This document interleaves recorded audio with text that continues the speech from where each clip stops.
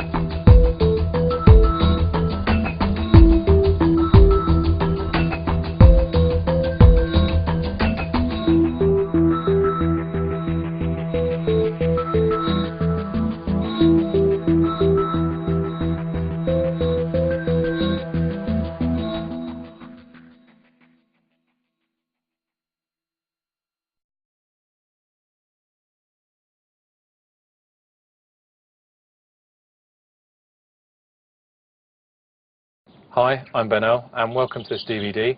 On here you'll find a collection of card material that I used to do many years ago, and recently a few people have expressed some interest in some of the material, so I've put together some of the items for you, and I hope you enjoy it.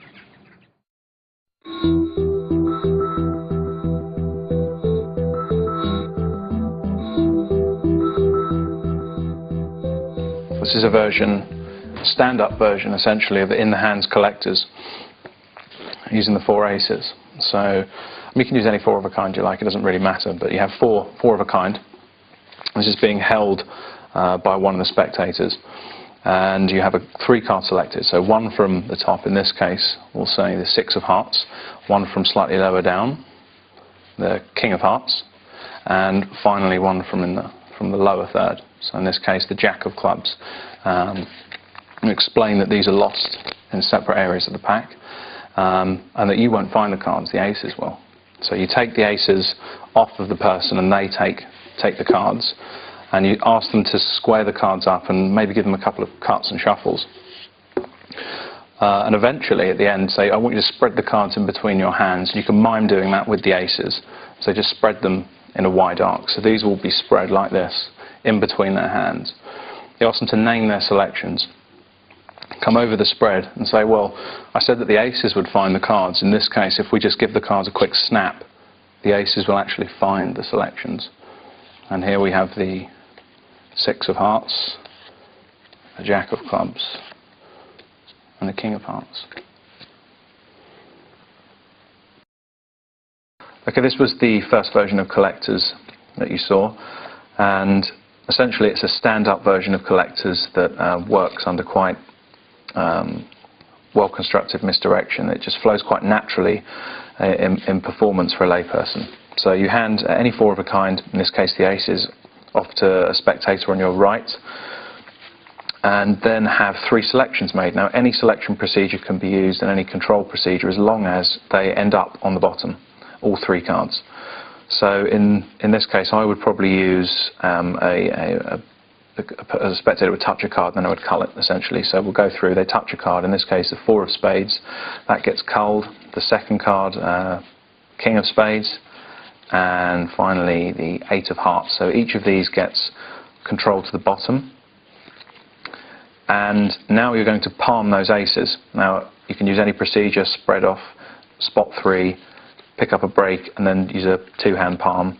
I used a 1-hand palm, which I'll explain at a later point, and I pull down on 3, getting a break on those cards, and then palm them. Now I'll go into more details on that palm at a later point, but essentially you end up in this selection with the 3 selections in full palm. And you get this break under cover of saying to someone, would you hand me the aces? And in this moment these cards are palmed and you take the aces from them. And at the same time you say, would you take the deck? So they're going to be in this position, you'll be in this position where you take the aces and they take the pack. So it's quite a natural exchange, and immediately you place these in the hand as you say, would you give them some cuts and shuffles? And now I've also squared these palm cards with the aces. So all of this seems quite natural, it's quite a natural exchange. Now the idea is to load these 3 selections in between the aces, but very naturally and casually. And the way that I do that is to pull down on 2 cards, getting a break with the little finger on both of those. And I'm now going to essentially lift off the top 4 aces and the first selection as a block, maintaining a thumb break above the second selection. So I simply come over and lift off this entire first block, leaving a loose card at the bottom, which is the last selection. This gets dragged, this last card, so in this position, this selection gets taken away to the left with the top ace as your left thumb drags it off, like this. Now you come back with this packet, and this loading of the selection is made easier, far easier, by this break. So you come over, lift up and pull this ace off with that selection, come back over.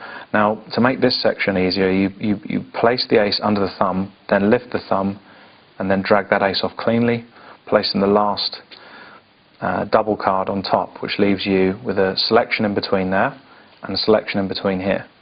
Now at this point you can simply produce both of these and then produce the 4th by putting these underneath, but I think on in this example we'll use the visual production. So you come over, take the first ace, take the second ace, take the third and the last. Now in order to produce that third selection, you're essentially going to move this over under the spread to the middle, where your right fingers can grasp it, and as you split the packet it will move into the relevant position. So from this position they've now spread the cards between their hands. You say, would you just spread the cards between your hands, and you come over, ask them to name the selections, and the left fingers are going to push the selection over to the right. And I do that by laying my thumb in this position and pushing that card over to the right. Now the right fingers are grasping that card underneath as it travels to about that middle position. Now everything's set. All I have to do is move these 2 aces away to the right, grasping this selection, and these 2 aces away to the left, and so like this, which will produce that selection, but at exactly the same time you split here, which produces all 3. And this is done in a snapping motion. So you have to have a break on 2, load these aces, load these selections between the aces. You come over, thumb in at this position, you now push over so the card is in between, and it looks something like that. So it snaps into view. Now there are many other ways to handle this. You can do that same production but do it as you raise the hands, in which case after they've named the selections it looks like the cards have instantly appeared between the cards. You don't have to do this face down, you can do it as you raise up. And there are other subtle variations where you essentially do the same thing. You take a break on 2, but instead of dragging the top card away to the left with the bottom card, you drag it away cleanly, so it's just an ace. You now take the second ace away, but as you do, you drop this bottom selection square onto it, taking it to the left, and you now do exactly the same thing as you did before.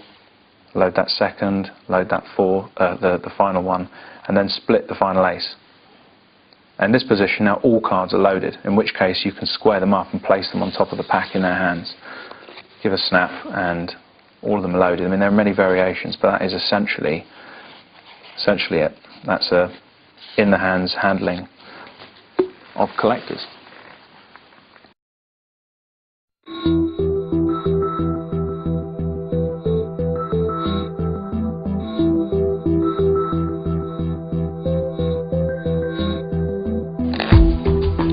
This is another version of collectors which uses a table, but you can do this in the hands of a spectator, and doesn't necessarily conform to the traditional plot, but you get the point that it's still very similar. So you have 3 cards selected to start off with from a shuffle pack.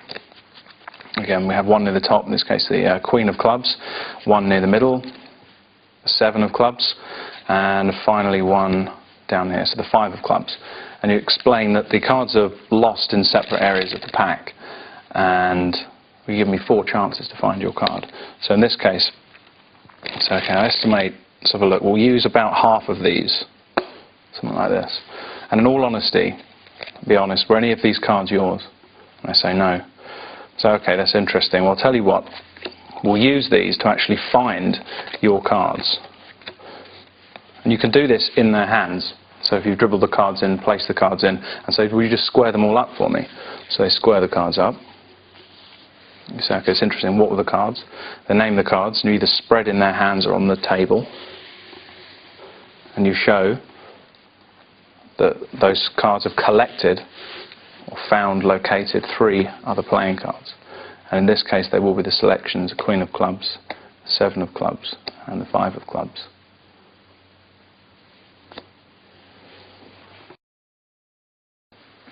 This is the second version of collectors, but it's very casual and impromptu handling. The idea is you have a pack freely shuffled and 3 selections made. Now, any selection and control procedure is fine as long as they end up, all 3 of them, all 3 selections on the bottom. Now, I would use a cull so that the idea is impressed on them that they're in different areas of the pack. So I would have a first selection, let's say the 9 of Hearts, and this gets culled underneath the spread. So you're here. And the second card, that also gets culled. And the third. So that's the 9 of Hearts, 7 of Clubs, and 5 of Diamonds, which are all now on the bottom of the pack. And the idea is you ask them if you can have 4 chances to find the cards. So you go through, just dribble the cards casually. You can say at this moment that the cards you selected are in different areas. And drop half of these to the table. So I think about here, I think possibly I've got 1 of your cards. Are any of these the cards you selected? And they won't be, obviously, because the 3 selections are on the bottom. So in this moment, you can use any line to cover this, whatever you like, but you just deal these cards down onto the table.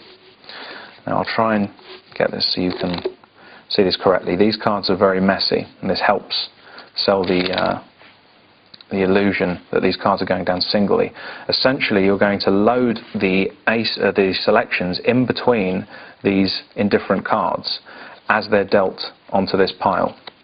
But it's very open, it's not tight, you're not trying to do a very controlled, hidden double deal. In fact, it comes out somewhat like this. So it's very, very open. But as soon as you're in this position, it's already covered. So like this, the first ace goes down, indifferent card goes down cleanly. Now the second card, you do this open double deal. So you end up in this position. So it looks as if you've just dealt this card on top, but this selection is now just in between those cards. You do the same thing on the third, placing it down, and the fourth, placing it down.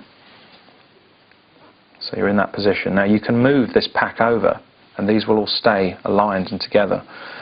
I usually drop a few more of these cards on top, move the whole pack, maybe a few more on top, and tuck them underneath.